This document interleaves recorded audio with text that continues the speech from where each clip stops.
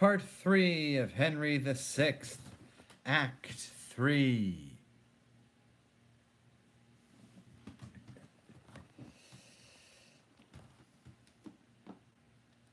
Scene 1. Enter two keepers with crossbows in their hands.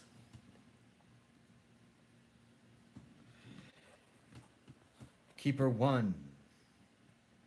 Under this thick-grown brake we'll shroud ourselves, for through this lawn anon the deer will come, and in this covert will we make our stand, culling the principal of all the deer.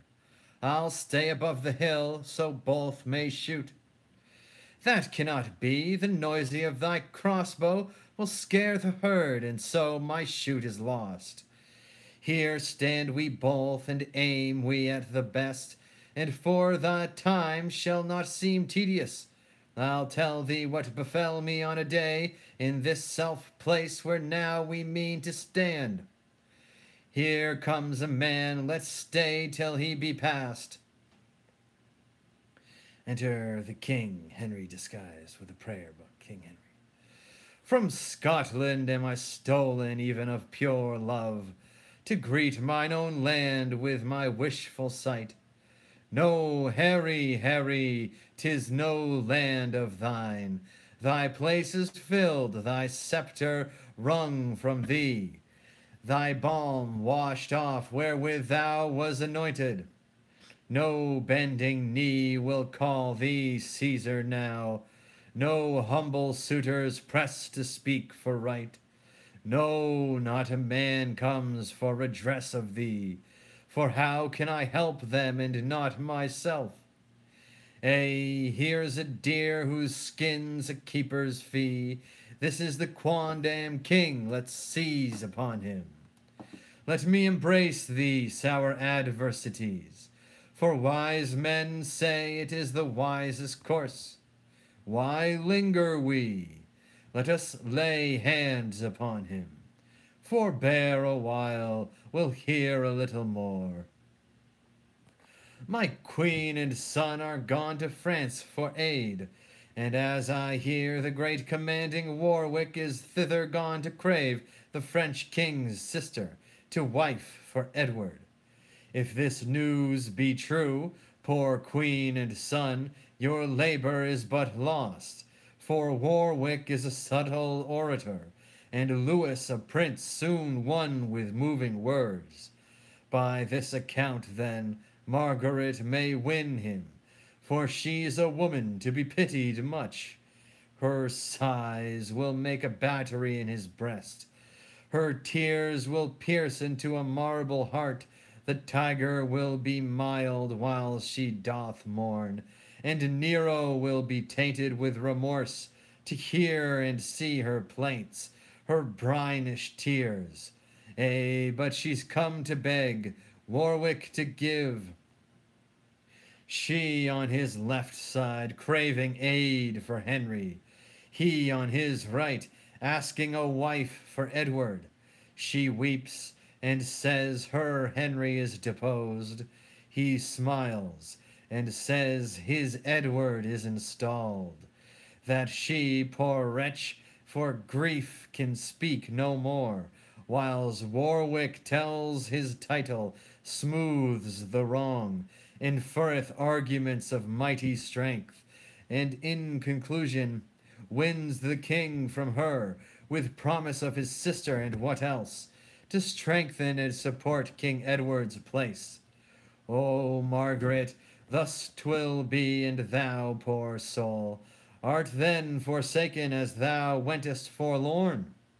Say, what art thou talkest of kings and queens? More than I seem, and less than I was born to. A man at least, for less I should not be, and men may talk of kings, and why not I? But thou talkest as if thou wert a king. Why, so I am, in mind, and that's enough. But if thou be a king, where is thy crown? My crown is in my heart, not on my head.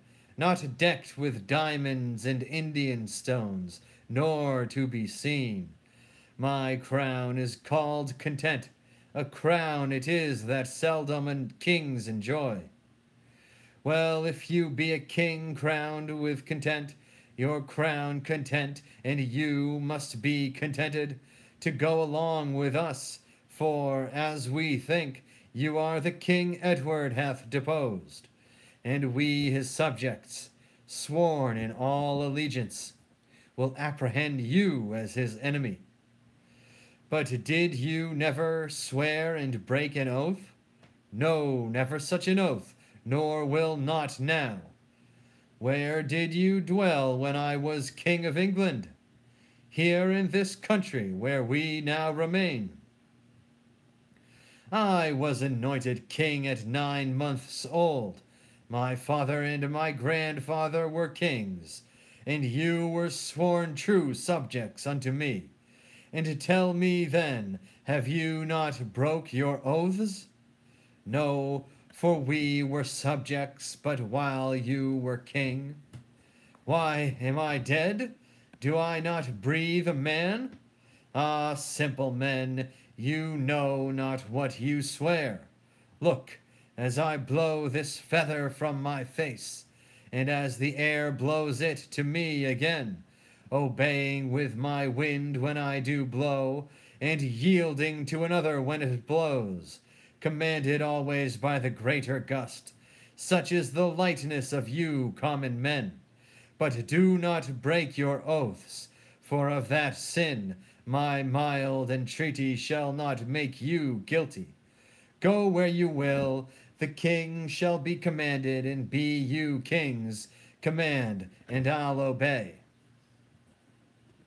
We are true subjects to the king, King Edward. So would you be again to Henry, if he were seated as King Edward is. We charge you, in God's name and the king's, to go with us unto the officers. In God's name lead, your king's name be obeyed, and what God will, let that your king perform, and what he will, I humbly yield unto.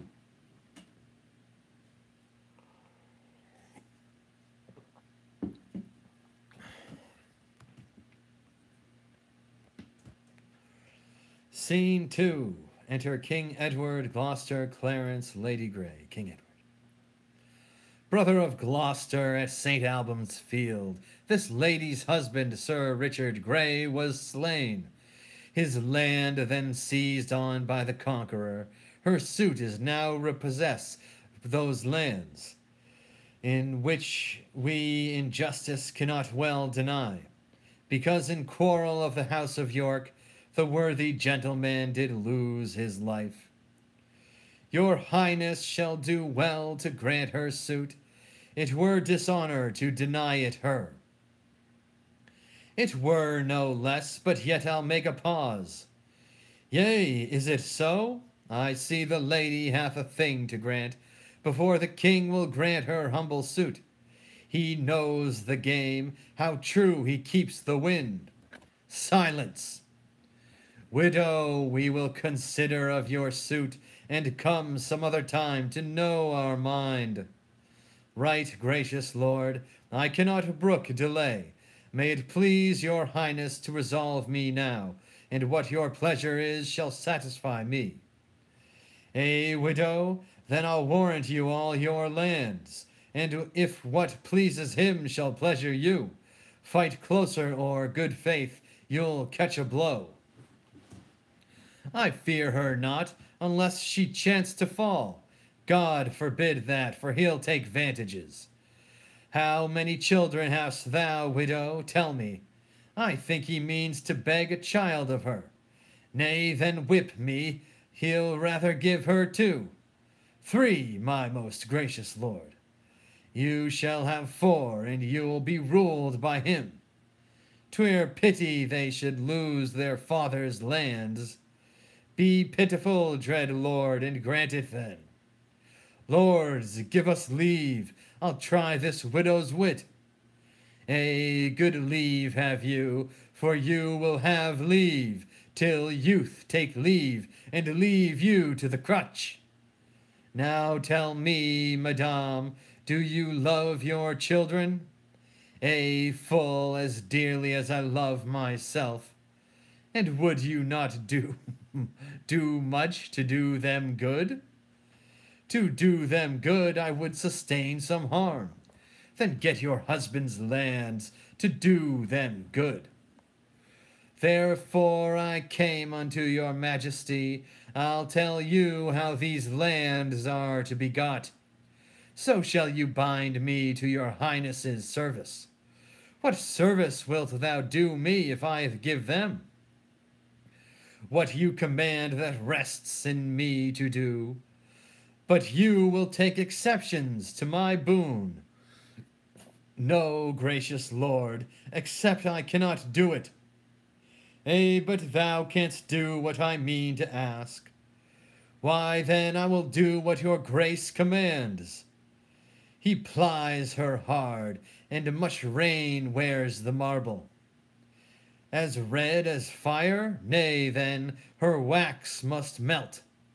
Why stops my lord? Shall I not hear my task?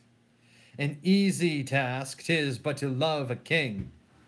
That's soon performed, because I am a subject.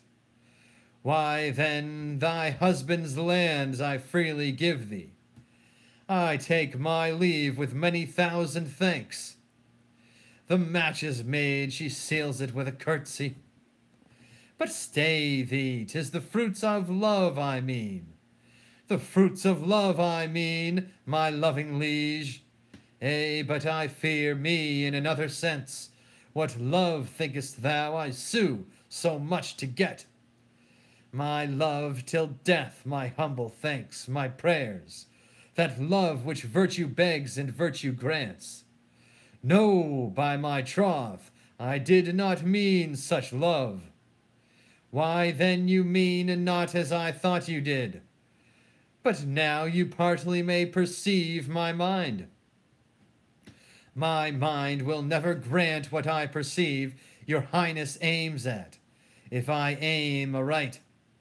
To tell thee plain, I aim to lie with thee. To tell you plain, I had rather lie in prison. Why, then, thou shalt not have thy husband's lands.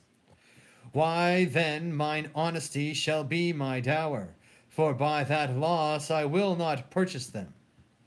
Therein thou wrongest thy children mightily. Herein your highness wrongs both them and me. But, mighty lord, this merry inclination accords not with the sadness of my suit. Please you dismiss me, either with or no.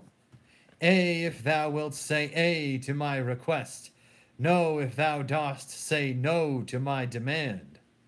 Then no, my lord, my suit is at an end. The widow likes him not, she knits her brows. He is the bluntest wooer of Christendom. Her looks doth argue her replete with modesty, her words doth show her wit incomparable, all her perfections challenge sovereignty. One way or another, she is for a king, and she shall be my love or else my queen. Say that King Edward take thee for his queen? 'Tis better said than done, my gracious lord. I am a subject fit to jest withal, but far unfit to be a sovereign lord. Sweet widow, by my state I swear to thee, I speak no more than what my soul intends, and that is to enjoy thee for my love. And that is more than I will yield unto. I know I am too mean to be your queen, and yet too good to be your concubine. You cavale widow, I did mean my queen. 'Twill grieve your grace my sons should call your father. No more than when my daughters call thee mother. Thou art a widow, thou hast some children, and by God's mother, I, being but a bachelor, have other some. Why, 'tis a happy thing to be the father unto many sons. Answer no more, for thou shalt be my queen. The ghostly father now hath done his shrift. When he was made a shriver, 'twas for shift. Brothers, you muse what chat we two have had. The widow likes it not, for she looks very sad. You would think it strange if I should marry her. To who, my lord? Why, Clarence, to myself. That would be 10 days' wonder at the least. That's a day longer than a wonder lasts. By so much is the wonder in extremes. Well, jest on, brothers, I can tell you both. Her suit is granted for her husband's lands. My gracious lord, Henry, your foe is taken, and brought your prisoner to your palace gate. See that he be conveyed unto the Tower. And go we, brothers, to the man that look him, to question of his apprehension. Widow, go you along, lords, use her honorably. Edward will use women honorably. Would he were wasted, marrow, bones, and all, that from his loins no hopeful branch may spring, to cross me from the golden time I look for. And yet, between my soul's desire and me, the lustful Edward's title buried, is Clarence Henry and his son, young Edward, and all the unlooked-for issue of their bodies, to take their rooms ere I can place myself. A cold premeditation for my purpose. Why, then, I do but dream on sovereignty, like one that stands upon a promontory and spies a far-off shore where he would tread, wishing his foot were equal with his eye, and chides the sea that sunders him from thence, saying he'll lade it dry to have his way. So do I wish the crown, being so far off, and so chide the means that keeps me from it, and so I say I'll cut the causes off, flattering me with impossibilities. My eye's too quick, my heart overweens too much, unless my hand and strength could equal them. Well, say there is no kingdom then for Richard. What other pleasure can the world afford? I'll make my heaven in a lady's lap, and deck my body in gay ornaments, and witch sweet ladies with my words and looks. O miserable thought, and more unlikely than to accomplish 20 golden crowns. Why, love forswore me in my mother's womb, and for I should not deal in her soft laws, she did corrupt frail nature with some bribe, to shrink mine arm up like a withered shrub, to make an envious mountain on my back, where sits deformity to mock my body, to shape my legs of an unequal size, to disproportion me in every part, like to chaos, or an unlicked bear whelp that carries no impression like the dam. And am I then a man to be beloved? O monstrous fault, to harbor such a thought. Then, since this earth affords no joy to me, but to command, to check, to overbear such as are of better person than myself, I'll make my heaven to dream upon the crown, and whiles I live to account this world but hell, until my mishapped trunk that bears this head be round impaled with a glorious crown. And yet I know not how to get the crown, for many lives stand between me and home, and I, like one lost in a thorny wood that rents the thorns and is rent with the thorns, seeking a way and straying from the way, not knowing how to find the open air, but toiling desperately to find it out, torment myself to catch the English crown, and from that torment I will free myself, or hew my way out with a bloody axe. Why, I can smile and murder whiles I smile, and cry content to that which grieves my heart, and wet my cheeks with artificial tears, and frame my face to all occasions. I'll drown more sailors than the mermaid shall. I'll slay more gazers than the basilisk. I'll play the orator as well as Nestor, deceive more slyly than Ulysses could, and like a Sinon take another Troy. I can add colors to the chameleon, change shapes with Proteus for advantages, and set the murderous Machiavel to school. Can I do this, and cannot get a crown? Tut! Were it farther off, I'd pluck it down.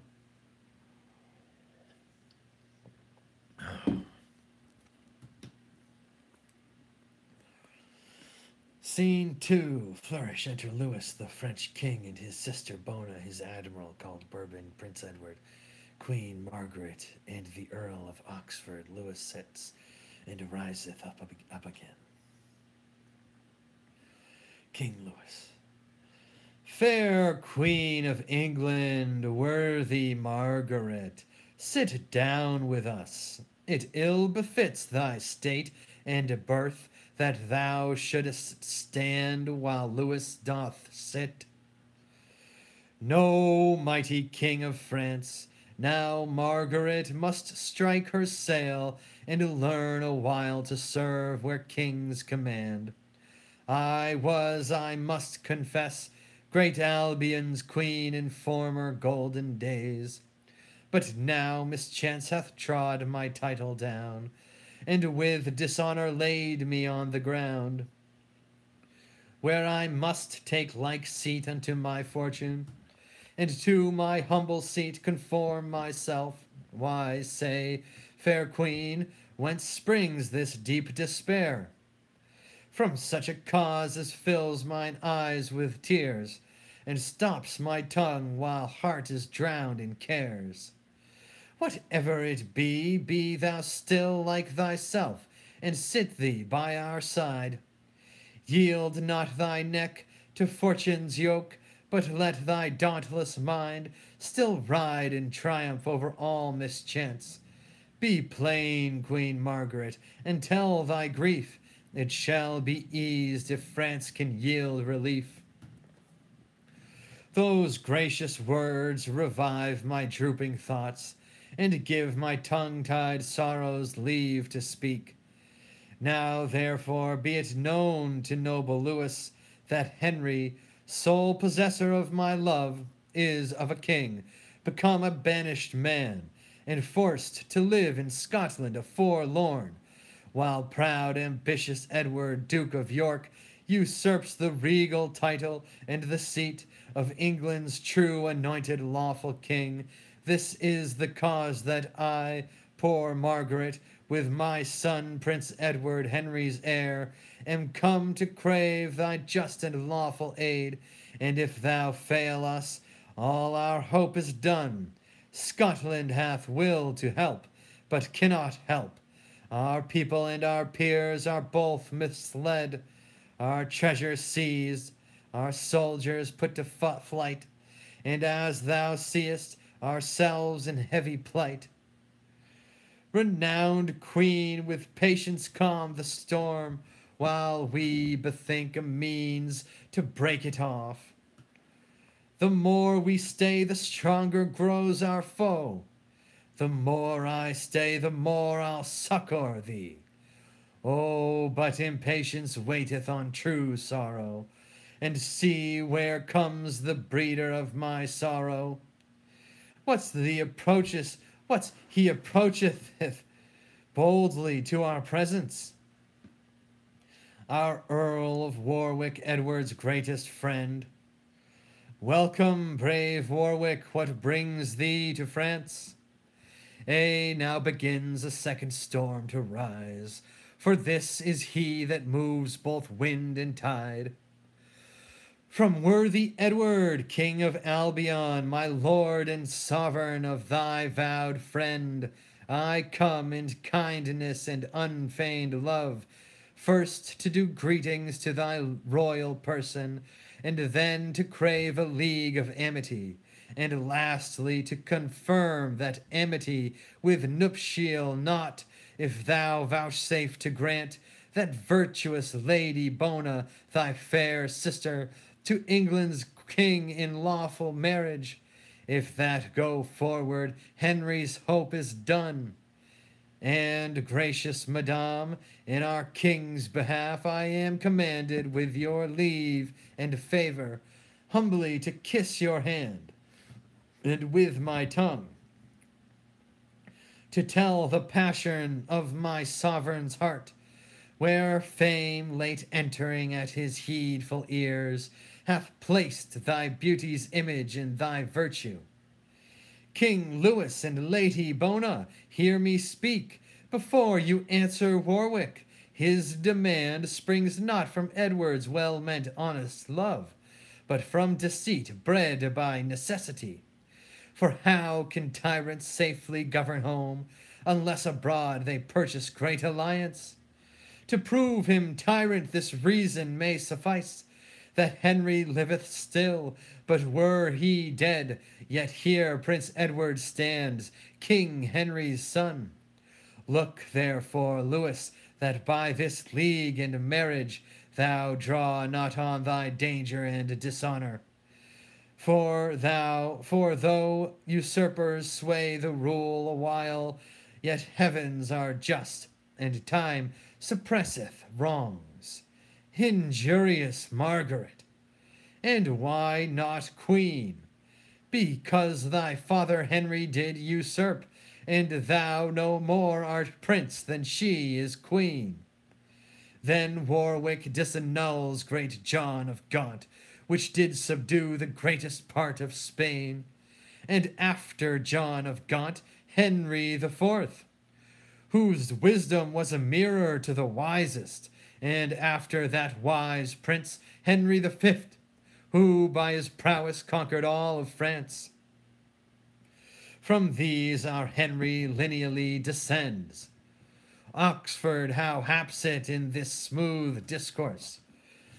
You told not how Henry the Sixth hath lost all that which Henry the Fifth had gotten. Methinks these peers of France should smile at that. But for the rest, you tell a pedigree of 62 years, a silly time, to make prescription for a kingdom's worth. Why, Warwick, canst thou speak against thy liege, whom thou obeyedst 36 years, and did not bewray thy treason with a blush?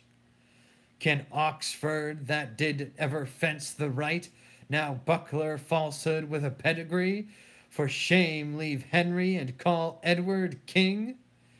Call him my king, by whose injurious doom my elder brother, the Lord Aubrey Vere, was done to death. And more than so, my father, even in the downfall of his mellowed years, when nature brought him to the door of death. No, Warwick, no. While life upholds this arm upholds the house of Lancaster. And I the house of York. Queen Margaret, Prince Edward, and Oxford, vouchsafe at our request to stand aside, while I use further conference with Warwick.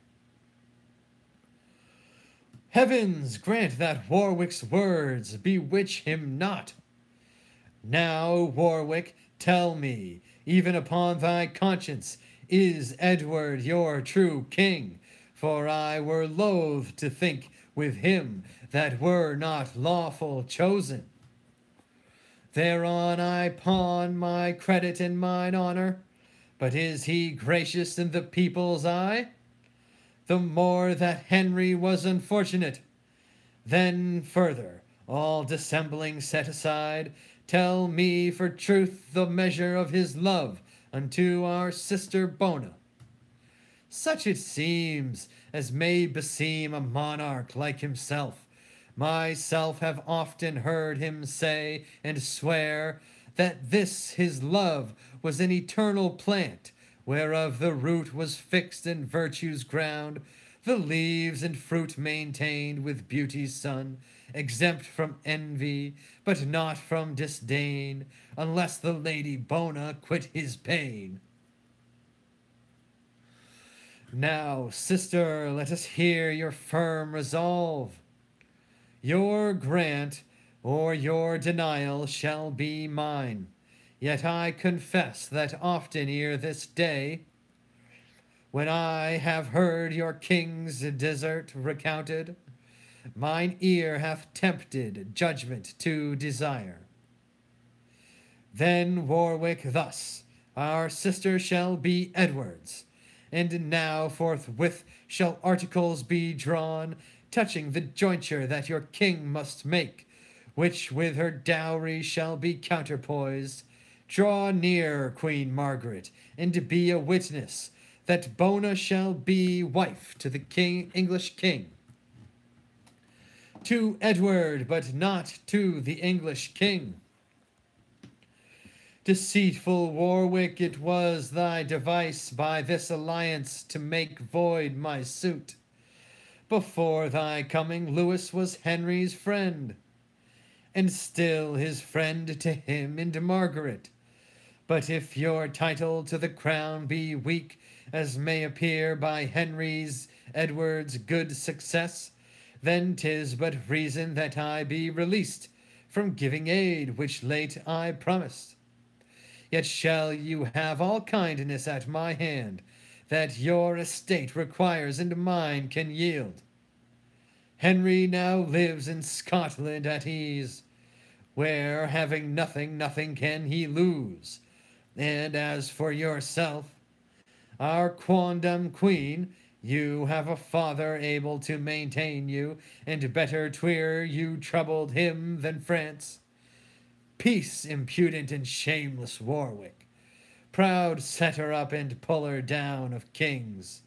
I will not hence till with my talk and tears, both full of truth, I make King Lewis behold thy sly conveyance and thy lord's false love, for both of you are birds of self-same feather. Warwick, this is some post to us or thee. My lord ambassador, these letters are for you, sent from your brother Marquess Montague. These from our king unto your majesty, and madame, these for you, from whom I know not. I like it well that our fair queen and mistress smiles at her news, while Warwick frowns at his. Nay, mark how Lewis stamps as he were nettled. I hope all's for the best. Warwick, what are thy news? And yours, fair queen? Mine such as fill my heart with unhopped joys. Mine full of sorrow and heart's discontent. What? Has your king married the Lady Grey? And now, to soothe your forgery and his, sends me a paper to persuade me patience. Is this the alliance that he seeks with France? Dare he presume to scorn us in this manner? I told your majesty as much before. This proveth Edward's love and Warwick's honesty.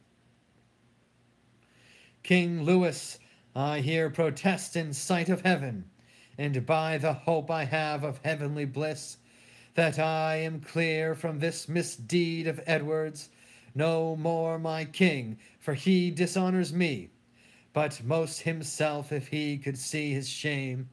Did I forget that by the house of York my father came untimely to his death? Did I let pass the abuse done to my niece? Did I impale him with the regal crown? Did I put Henry from his native right? And am I guerdoned at the last with shame? Shame on himself, for my desert is honor. And to repair my honor lost for him, I here renounce him and return to Henry. My noble queen, let former grudges pass, and from henceforth I am thy true servitor. I will revenge his wrong to Lady Bona, and replant Henry in his former state. Warwick, these words have turned my hate to love, and I forgive and quite forget old faults, and joy that thou becomest King Henry's friend. So much his friend, his unfeigned friend, that if King Louis vouchsafe to furnish us with some few bands of chosen soldiers, I'll undertake to land them on our coast, and force the tyrant from his seat by war. 'Tis not his new-made bride shall succor him. And as for Clarence, as my letters tell me, he's very likely now to fall from him, for matching more for wanton lust than honor, or than for strength and safety of our country. Dear brother, how shall Bona be revenged but by thy help to this distressed queen? Renowned prince, how shall poor Henry live unless thou rescue him from foul despair? My quarrel and this English queen's are one, and mine, fair Lady Bona, joins with yours, and mine with hers, and thine and Margaret's. Therefore at last I firmly am resolved you shall have aid. Let me give humble thanks for all at once. Then England's messenger return in post, and tell false Edward thy supposed king, that Louis of France is sending over Mascares to revel it with him and his new bride. Thou seest what's past, go fear thy king withal. Tell him in hope he'll prove a widower shortly. I'll wear the willow garland for his sake. Tell him my mourning weeds are laid aside, and I am ready to put armor on. Tell him from me that he hath done me wrong, and therefore I'll uncrown him ere it be long. There's thy reward, be gone. But Warwick, thou and Oxford with 5,000 men shall cross the seas and bid false Edward battle. And as occasion serves, this noble queen and prince shall follow with fresh supply. Yet ere thou go, but answer me one doubt. What pledge have we of thy firm loyalty? This shall assure my constant loyalty, that if our queen and this young prince agree, I'll join mine eldest daughter and my joy to him forthwith in holy wedlock bands. Yes, I agree, and thank you for your motion. Son Edward, she is fair and virtuous, therefore delay not, give thy hand to Warwick, and with thy hand thy faith irrevocable, that only Warwick's daughter shall be thine. Yes, I accept her, for she well deserves it, and here to pledge my vow I give my hand. Why stay we now? These soldiers shall be levied, and thou, Lord Bourbon, our high admiral, shall waft them over with our royal fleet. I long till Edward fall by war's mischance, for mocking marriage with a dame of France. I came from Edward as ambassador, but I return his sworn and mortal foe. Matter of marriage was the charge he gave me, but dreadful war shall answer his demand. Had he none else to make a stale but me? Then none but I shall turn his jest to sorrow. I was the chief that raised him to the crown, and I'll be chief to bring him down again. Not that I pity Henry's misery, but seek revenge on Edward's mockery. End of Act 3. Amen. Praise be to God. Bless Jesus Christ. Jah Rastafari. William Shakespeare.